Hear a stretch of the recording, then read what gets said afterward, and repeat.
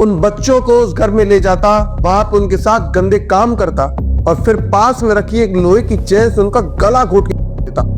मारने के बाद ये उन बच्चों के जिस्म के टुकड़े करता और फिर उन टुकड़ों को एसिड के ड्रम में डाल देता और जो टुकड़े बच जाते उनको रावी नदी में फेंक देता। मां की मौत के बाद जावेद कसम खाता है कि जब तक मैं पाकिस्तान के ऐसी 100 माओं को नहीं रुलाऊंगा तब तक मैं चैन से नहीं बैठूंगा। उससे उनकी आंखें फटी की फटी रह जाती है। उस घर में दाखिल होने के बाद जमील चिश्ती को बच्चों के 85 जोड़ी जूते, 85 पेयर ऑफ शूज और दूसरी तरफ रखी एक बोरी में उन्हीं बच्चों के कपड़े मिलते हैं और वहीं दूसरी तरफ एक कमरे में उनको एसिड से भरा हुआ ड्रम मिलता है जिसमें बहुत बदबू आ रही थी कि मैं चाहता तो 500 बच्चों को मार सकता था, कि मैंने 100 बच्चों को किया है। एक इंसान की सनक उससे क्या क्या हैवानियत करवा सकती है, या फिर अगर मैं ये कहूं कि एक इंसान को उसकी सनक कितने खौफनाक रास्ते पे लेके जा सकती है, यह हमें इस केस से पता चलता है। इस केस को काफी अलग अलग नाम दिए गए। कोई इसे लाहौरी साइको बुलाता है तो कोई इसे प्रेडेटर ऑफ लाहौर, और ऐसे बहुत से नाम इस केस को दिए गए।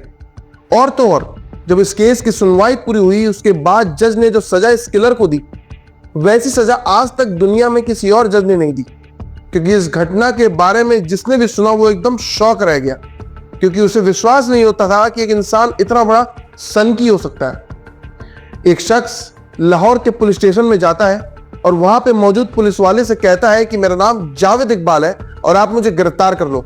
पुलिस वाला उसे देखता है और पूछता है क्यों।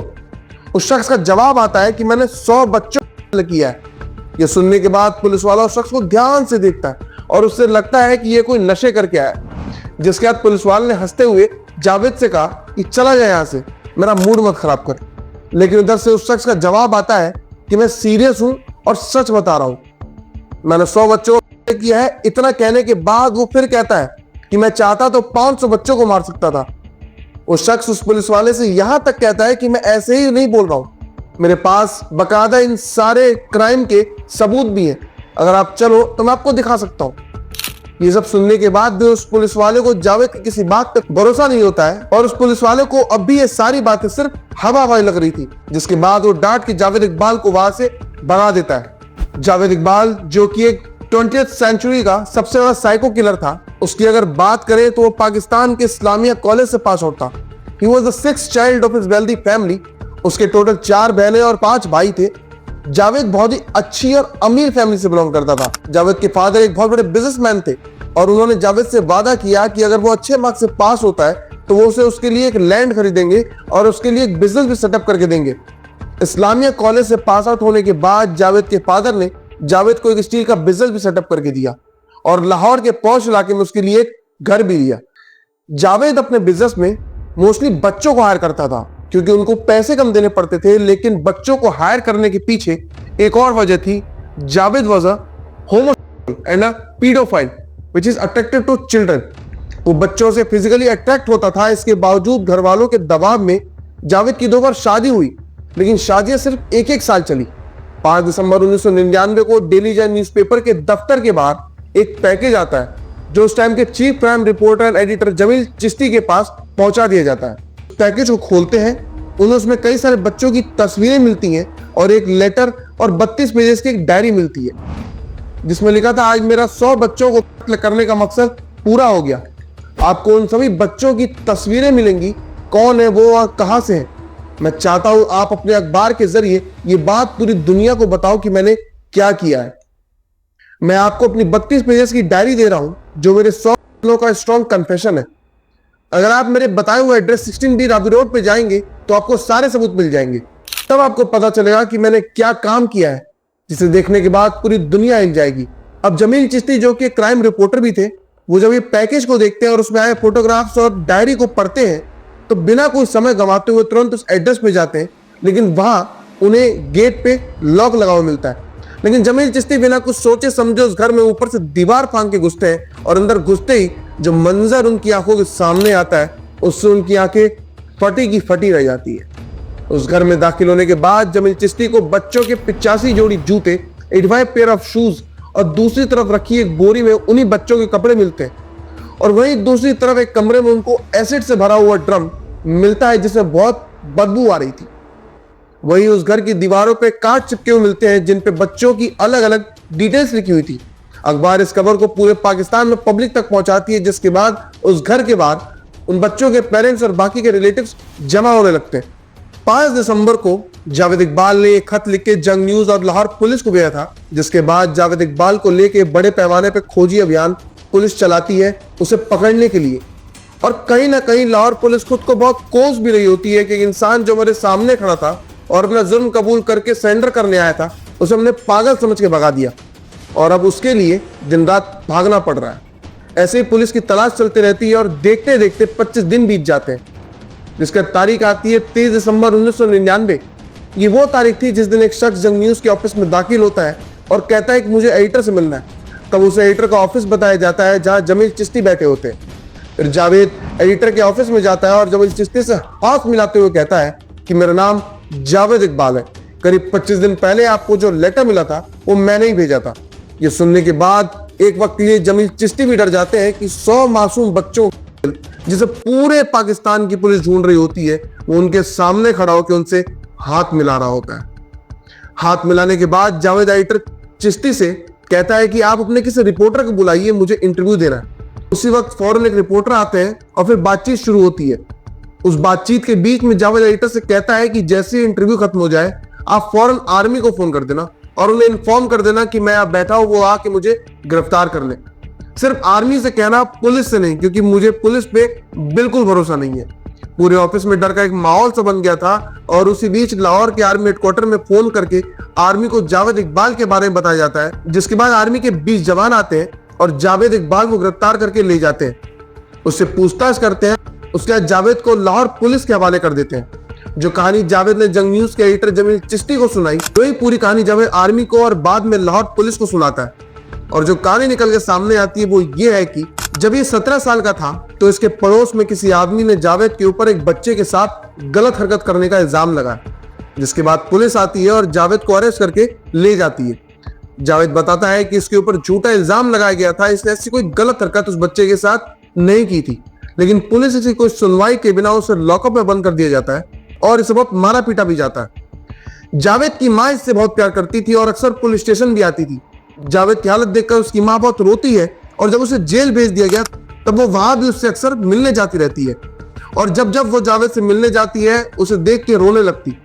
और इसी सदमे में कुछ समय बाद जावेद की माँ की मौत हो जाती है। माँ की मौत के बाद जावेद कसम खाता है कि जब तक मैं पाकिस्तान के ऐसी 100 माओं को नहीं रुलाऊंगा तब तक मैं चैन से नहीं बैठूंगा। 100 माओं को रुलाने का मतलब होता है 100 बच्चों का करेगा। जेल से बाहर आके जावेद के दिमाग में सिर्फ एक ही चीज घूम रही होती है कि अपनी माँ की कसम पूरी करनी है। फिर ये बाहर आके लाहौर में अपने घर पे एक वीडियो गेम का पार्लर खोलता है। ये वो समय था जब ऐसे वीडियो गेम के पार्लर और छोटे बड़े शहर में होते थे, जहां पे सिर्फ छोटे छोटे बच्चे खेलने आते थे। 1996, 97, 1996, 97 की बात थी जब इसने वीडियो गेम का बिजनेस लाहौर के घर से शुरू किया था। उसी बीच ये ज्यादा बच्चों को बुलाने के लिए उन वीडियो गेम्स के रेट कम कर देता था, जिससे इसके घर में काफी बच्चों की भीड़ जमा होने लगती है। उसी बीच इसने अपना एक अलग ही गेम खेलना शुरू कर दिया। 100 का नोट नीचे गिरा देता और बस इस मौके का इंतजार करता कि कौन सा बच्चा उस 100 के नोट को उठाता है। जैसे कोई बच्चा 100 के नोट को उठाता था ये देख लेता, फिर इस सभी बच्चों से पूछता कि किसने 100 का नोट देखा है, तो सारे बच्चे तो ना बोलते, लेकिन इसे पता रहता था कि नोट किस बच्चे ने उठाया। फिर इन सभी बच्चों से कहता कि तलाशी होगी सबकी। अब क्योंकि उसे पता रहता था उस बच्चे के बारे में, ये उस बच्चे को पकड़ लेता और पास के कमरे में ले जाके उस बच्चे के साथ गंदी हरकत करता और आखिरी में उस बच्चे को 100 का नोट भी दे देता ताकि वो बच्चा बाहर आके अपना मुंह ना खोले। लेकिन इसी बीच इसे समझ आता है कि वीडियो गेम का ये आइडिया उतना अच्छा नहीं है, क्योंकि वहां पे सभी अच्छे घरों के बच्चे आते थे, जिन्हें देख के समझ जाता है कि अगर इनके साथ कुछ करेगा तो अपनी कसम पूरी होने से पहले पकड़ा जाएगा। इसीलिए ये वीडियो गेम का आइडिया ड्रॉप कर देता है। वीडियो गेम का बिजनेस बंद करने के बाद जावेद वहां पे एक्वेरियम का बिजनेस शुरू करता है, जिसमें वो बहुत अलग अलग तरह की कलरफुल मछलियां लेके आता है, जिसे देखने बच्चे आते हैं। और इसी बीच जावेद अपनी वो सेम हरकत उन बच्चों के साथ करता है, फिर से 100 का नोट गिराने वाली। लेकिन वहां पे कुछ बच्चे ऐसे आते हैं जो बहुत ही गरीब होते हैं, जिन्हें वो अपना शिकार बनाता है। वहां से उन गरीब बच्चों को दूसरे घर ले जाता है। ये वही घर होता है जहां पे बच्चों के जूते, कपड़े और एसिड के ड्रम मिलते हैं। उन बच्चों को उस घर में ले जाता, वहां पे उनके साथ गंदे काम करता और फिर पास में रखी एक लोहे की चेन से उनका गला घोट देता। मारने के बाद ये उन बच्चों के जिस्म के टुकड़े करता और फिर उन टुकड़ों को एसिड के ड्रम में डाल देता और जो टुकड़े बच जाते उनको रावी नदी में फेंक देता। ड्रम खोला तो आप सोच भी नहीं सकते मेरी क्या हालत हुई उसमें, और मेरे हाथ जल गए। तो सारा ये सिलसिला शुरू होने के बाद जावेद ने एक्वेरियम की दुकान भी बंद कर दी। अब उन बच्चों को सड़क से उठाता है या फिर जो बच्चे घर से भाग के आए होते हैं उनको बहला फुसला के घर लाता और जिस दिन कोई नहीं मिलता तो ये बेसहारा बच्चों को उठा लाता और हर बच्चे को सेम तरीके से मार देता, उनके टुकड़े करता, फिर उन टुकड़ों को एसिड के ड्रम में डुबोने के बाद बहा देता। और जब इन बच्चों को मार रहा था तब ये बकायदा एक डायरी मेंटेन करता था, उसमें हर बच्चे के नाम और सीरियल नंबर लिखता जाता जिन बच्चों को ये मारता गया। इन सब में कुछ फोटोज भी इसने खींचे और ये उन फोटोज को उस डायरी में रखता था और ये सिलसिला तब तक चलता रहा जब तक इसने पूरे 100 बच्चों घाट नहीं उतार दिया। एक बहुत अलग चीज जो इसने की वो ये कि इसने आखिरी के 5 से 10 बच्चों को मारने के बाद उनकी बॉडी को उसी ड्रम में रख के छोड़ दिया, उनको फेंका नहीं ताकि पुलिस को यह सबूत के तौर पर मिले तो उसे विश्वास हो जाए कि इसने सच में 100 बच्चों को मारा है। आप अंदाजा लगा सकते हैं कि किस हद तक ये अपनी कसम की सनक में पागल हो गया था। 100 करने के बाद ये पुलिस के पास जाता है जैसा कि मैंने आपको शुरुआत में बताया, लेकिन पुलिस मानने से इनकार कर देती है। फिर ये जंग न्यूज में जाता है जहां से इसे गिरफ्तार किया जाता है। इसने हर उस चीज को संभाल के रखा था जिससे इसने उन बच्चों को, वो लोहे की चेन, एसिड का ड्रम, उनके कपड़े, उनके जूते, वो हर चीज जिससे पुलिस को बिलीव हो जाए कि इसने 100 बच्चों का किया है। जब पुलिस जावेद से पूछताछ कर रही थी तो इससे पूछती भी है कि तुमने 100 को क्यों मारा, 200 या 300 को क्यों नहीं।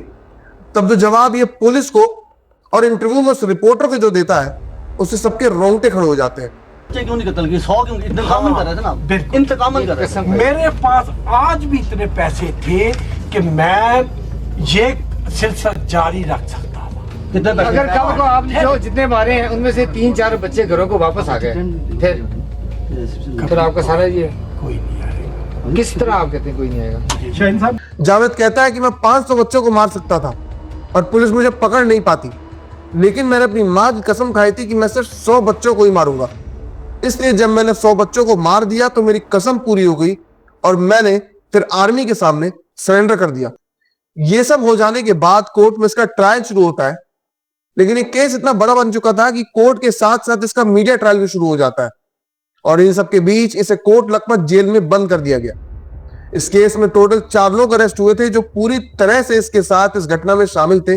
इन 4 में से एक अपराधी ने पुलिस स्टेशन की विंडो से कूद के सुसाइड कर लिया।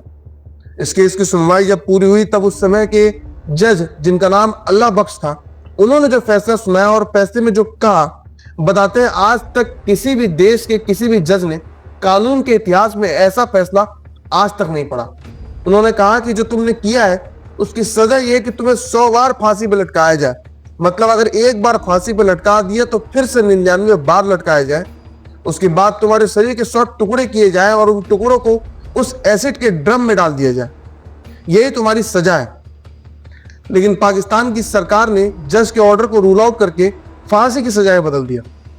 10 अक्टूबर 2001 को फांसी की तारीख चुनी गई, लेकिन 8 अक्टूबर 2001 को जावेद इकबाल और उसके एक और साथी की डेड बॉडी जेल के सेल में फंदे से लटकी हुई मिलती है। इसके बाद जेल के कई पुलिस कर्मियों को सस्पेंड कर दिया गया क्योंकि वहां के चश्मदीदों ने बताया कि पुलिस स्टाफ और वहां के कैदियों की मिलीभगत से इन दोनों को फांसी की तारीख से पहले ही मार दिया गया। तो ये थी 20वीं शताब्दी की सबसे बड़ी सीरियल किलर की कहानी। आपको कैसी लगी नीचे कमेंट बॉक्स में जरूर बताइए। टिल देन, जय हिंद।